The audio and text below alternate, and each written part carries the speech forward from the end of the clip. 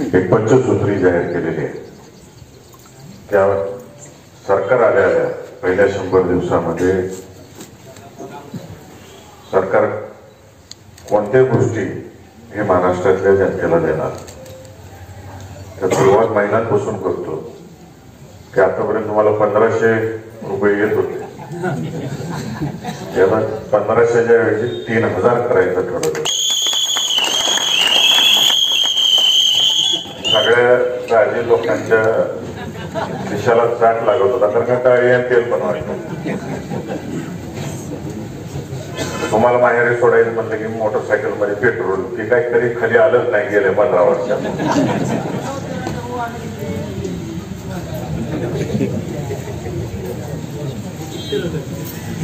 म्हणून आधीचे पैसे वाचवावे म्हणून असा निर्णय केलेला आहे. पहिल्या 100 दिवसात सगळ्या महिलांना एसटी मोफत कुठेही फिरा. 5 वर्ष तुम्हाला ही सरकार योजना लागू. पंतप्रधान आरोग्य विमा 5 लाखाचा होता, कोणाला मिळाला नाही मिळाला. आणि आपल्या सरकारने निर्णय घेतलाय महात्मा फुले योजनेअंतर्गत त्याची व्याप्ती वाढवायची. म्हणजे जेवढे आजार जास्तीत जास्त घेता येते ते घ्यायचे. अख्खं कुटुंब त्यामध्ये आलं पाहिजे हे पण बघितलं जाणार आहे. आणि 5 लाखात कुठला मोठा आजार नीट होत नाही. आता तर 2 डॉक्टर शेजारी आहेत, त्यांना सगळ्यात जास्त माहिती आहे. 5 लाखापेक्षा आता 25 लाखापर्यंत ही मर्यादा न्यायची. दाजीला अजून काहीतरी मिळालं पाहिजे म्हणून 3 लाखापर्यंत कर्ज माफ करायचं ठरवलेलं आहे सरकारने. आणि मला चांगलं माहिती आहे की माझे मोठे बंधू जेव्हा डीसीसी बँकेचे चेअरमन होते रणजितदादा, तर त्यांनी पूर्ण सोलापूर जिल्ह्याचा अभ्यास केला होता. डीसीसी बँकेचा ठेवी कुठनं जास्त येतात आणि कर्ज परतफेड कुठल्या तालुक्यांची चांगली आहे. तर त्यात 1 नंबरला सांगोला तालुका आणि माळशिरस तालुका होता. आणि त्याच्या खालोखाल मंगळवेढा आणि अक्कलकोट तालुका होता. म्हणजे इमानदारीनं वेळची वेळ कर्जफेड करते त्या दाजी लोकांसाठी महिन्याला वर्षाला 50,000 रुपये अनुदान शासन देणार आहे.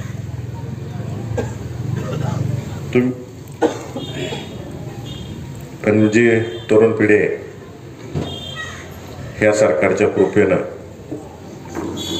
बघितलं असेल की 2 वर्षापूर्वी 1 लाख कोटीचा फॉक्सकॉन प्रकल्प हा गुजरातला गेला. त्याच पद्धतीनं कालच मी पुढारी न्यूज चॅनलला बातमी बघितली, गेल इंडियाचा 50,000चा प्रकल्प मध्य प्रदेशला गेला. ही थापा हाणतीत सगळी. 3 दिवसापूर्वी मी लोकसत्ता पेपर वाचला. त्या पेपरमध्ये पंतप्रधान कार्यालयाने जाहीर केलं की देशातल्या प्रत्येक राज्याचं दरडोई उत्पन्न, मानसी उत्पन्न कसं राहिलं प्रत्येक 10 वर्षाला त्याची थोडी आकडेवारी तुम्हाला सांगतो. महाराष्ट्राचं दरडोई उत्पन्न 1980 साली ही 14.2% होतं. 90 साली 14.6% होतं. 2000 साली 14% होतं. 2010 साली 15.2% होतं. आता विचार करा ह्या काळात कोणाकोणाचं सरकार होतं. आणि गेल्या 10 वर्षामध्ये 2023 पर्यंत 2.5 वर्ष सोडले तर बाकीचा काळ भाजपचं सरकार आहे राज्यामध्ये. तर ह्यांच्या ह्याच्यात 13% झाले. म्हणजे आपली अधोगती झाली. सगळे उद्योग राज्याच्या बाहेर निघून गेले. उद्योजकांना सुरक्षितता नाही. जाईल तिथं हप्तेपुरे. मी परवा सोलापूरला महेश कोटेंच्या सभेला गेलो. तिथं मोठे मोठे उद्योजक मला भेटले. ते म्हणले एवढी वाईट परिस्थिती आहे की खालनं जे हप्ते द्यायला सुरू करावे लागते ते मंत्रालयापर्यंत हप्ते द्यायला लागतात. आम्ही उद्योग कसं चालवायचं त्यापेक्षा इतर राज्यात गेलेलं बरं राहिलं अशी परिस्थिती निर्माण झाली. आणि उद्योग येत नाहीत म्हणून त्या पंचसूत्रीमध्ये पहिल्या 100 दिवसामध्ये तरुणांना महिन्याला 4,000 रुपये सुशित बेकार भत्ता द्यायचं शासनाने ठरवलेलं आहे. त्याच पद्धतीनं उद्योगस्नेही राज्य कसं होईल आपल्या MIDCच्या माध्यमातून जास्तीत जास्त उद्योग कसे आपल्या राज्यामध्ये येतील, एक खिडकी योजनेमार्फत जास्तीत जास्त कसं लोकांना या ठिकाणी उद्योग टाकता येतील, सुलभता आणता येईल, या दृष्टिकोनातून सरकार निर्णय घेणार आहे. आमच्या छोट्या भगिनी जे आहे त्या 18 वर्षाच्या पूर्ण झाल्यानंतर त्यांना 1 लाखपर्यंतची ठेव मिळणार आहे. त्यांची 18 वर्ष पूर्ण झाली की त्यांना 1 लाख रुपये मिळणार. अशा पद्धतीचे निर्णय या ठिकाणी आपल्या महाविकास आघाडीनं इंडिया अलायन्सने घेतलेले. सांगोला तालुक्याच्या बाबतीत विकासाचं बोलायचं जर झालं तर आपण रोजगार हमीची कामं गेल्या 5 वर्षामध्ये अत्यंत कमी झाली.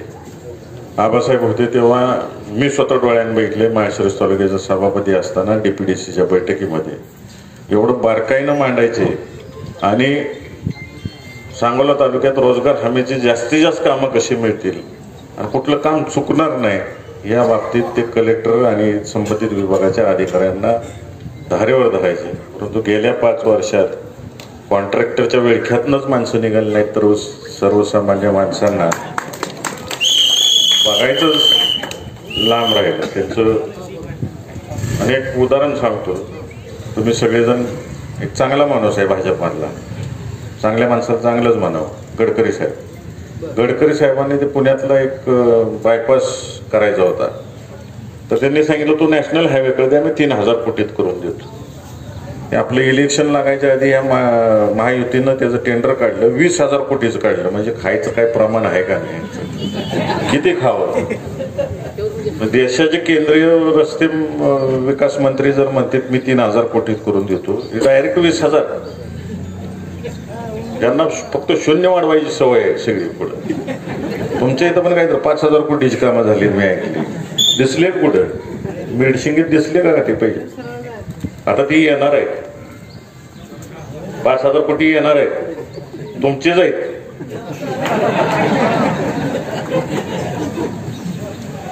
तुमचेच आहेत. शेवट उद्यापासून सुरू होतील याला. आणि घ्यायचं आहे, सोडायचं नाही. तुमचे जाईल नेमार ओढून घ्यायच्या नंतर शिट्टी वाजवायची.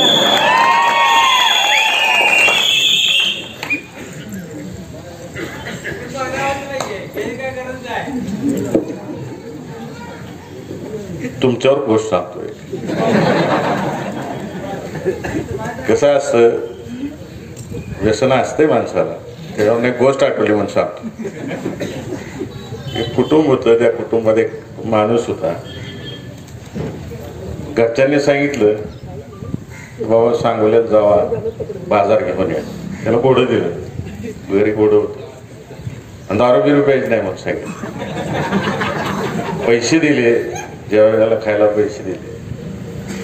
ते गेलं सांगोल्याला, बाजार केला, सगळा बाजार घोड्यावर लादला. मग 2 दोस्त भेटले, एकने काय होते म्हटले, बसली दोघं. एक ऐवजी 5 झाले तिथं. आणि येता येता माघारी येता येता बाजार सगळा सांगला रस्त्यात. हे बी पडलं. त्या नशेतच परत बसलं. बसताना जरा उलट बसलं, घोड्याचं मुंडकं माग आणि याचं कोण पुढं इकडे शेपटी कर. घरी पोचलं. घरी पोचल्यानंतर सगळ्या घरच्यांनी डोक्याला हात लावला, त्याला झापायला सुरू केली. तुला इथून पुढं पाठवायच्या लायकीच नाही, तुमच्याकडे पैसे कधी द्यायचे नाही. ती वैतागला सगळ्या शेवटी. म्हणला तुम्ही काय मला सगळी बोलताय, असले 56 बाजार आणे मी. पण ते घोड्याचं मुंडकं कुठं गेलं, परत कसं जाणार मी. सत्य बोलणारी माणसं असतील जी गावात खबर लागू शकत नाही, ती ह्यांच्याकडनं लागू शकते. पण ते खबर कुठं काय त्यामुळे लक्ष ठेवायचं आहे कुठं काय होतंय आणि सभेतनं सांगायचं आहे असं झालं. असो, गमतीचा भाग जाऊन मी फक्त एवढंच तुम्हाला सगळ्यांना सांगेन की आम्हाला कुणावरती टीका करत बसायची नाही. ज्या लोकांनी आदरणीय शरदचंद्रजी पवार साहेबांची गद्दारी केली, ज्यावेळेस साहेबांना सगळ्यात जास्त गरज होती आणि साहेब ज्या कुटुंबाच्या माग ठामपणाने उभा राहिले त्यांनी गद्दारी साहेबांबरोबर करणं कितपत योग्य आहे एवढाच सवाल आहे. ज्या उद्धव ठाकरे साहेबांनी ज्या माणसाला मोठं केलं, उभं राहिले, त्यांनी त्यांच्यावर गद्दारी किती करणं योग्य आहे. तुम्ही सगळ्यांनी आदेश दिला, तुतारी हातात घ्या. विजयसिंह मोहिते पाटील साहेबांनी सांगितलं की साहेबांच्या मागं उभं राहायला लागते. बाबुराव अण्णांना सगळ्या गोष्टी, बाबुराव भाऊंना सगळ्या गोष्टी माहिती आहे. 1985 साली साहेबांच्या मागं विजयदादा उभं राहिले, साहेब मुख्यमंत्री झाले. 99ला जेव्हा पक्ष स्थापन झाला, फक्त सुरुवातीला 10 आमदार गेले होते. विजयसिंह मोहिते पाटील साहेबांनी निर्णय केला, त्यानंतर 21 आमदार राष्ट्रवादी काँग्रेस पक्षात गेले, पक्षाची स्थापना झाली. आणि आता तर सगळ्यात वाईट परिस्थिती होती पक्षाची. त्यावेळेस साहेबांनी ठरवलं, दादांनी ठरवलं आणि सोलापूर जिल्ह्यातल्या जनतेने ठरवलं की मोहिते कुटुंबाने आदरणीय पवार साहेबांची साथ दिली पाहिजे. म्हणून तुमच्या सगळ्यांच्या प्रेमाखातर, आग्रहाखातर निर्णय घेतला आणि साहेबांबरोबर गेलो. आणि साहेबांचा पुरेपूर लाभ ज्यांनी घेतला त्यांनी साहेबांबरोबर गद्दारी केली.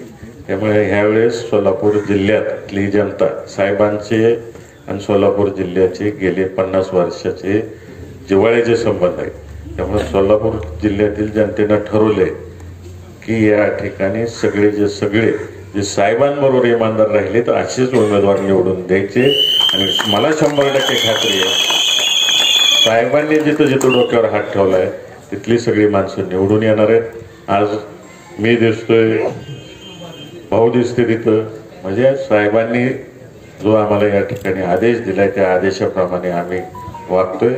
आणि एक मी शब्द दिला होता बैलगाडा शर्यतीमध्ये, मी कुठल्याही, तेव्हा भाजपमध्ये होतो, कुठल्याही पक्षात असो मी बाबासाहेबांच्या पाठीमागं उभा राहणार. कारण का सरकार आणि आबासाहेब यांची जी दोस्ती होती ती पुढच्या पिढीत सुद्धा चालू राहिली पाहिजे. या दृष्टिकोनातून शब्दात बदल केला नाही. म्हणून या ठिकाणी मी आलो आणि आपल्या सगळ्यांचे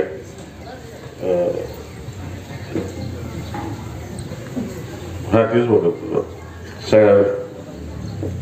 कट झाला पाहिजे.